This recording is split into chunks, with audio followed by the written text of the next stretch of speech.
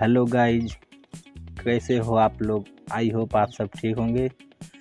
तो गाइज आज मैं आप लोगों को दिखाऊंगा एक अमेजिंग एक्सपेरिमेंट जो कि हम अपने बचपन में हमेशा करते थे।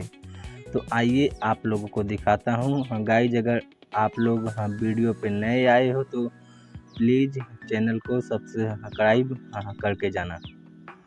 आइए आप लोगों को दिखाते हैं। फर्स्ट नंबर पे इसमें डालेंगे पानी।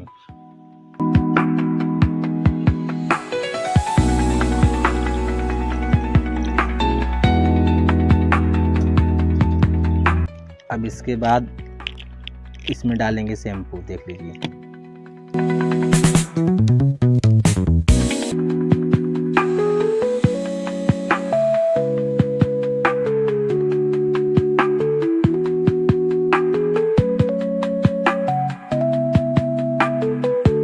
हाँ तो गाइज अब शैम्पू को मिला लेंगे।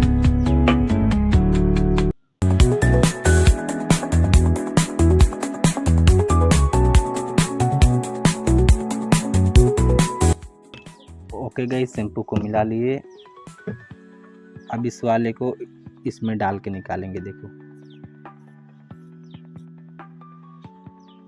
इसको निकाल लिए गाइज। अब आप लोग देखिए।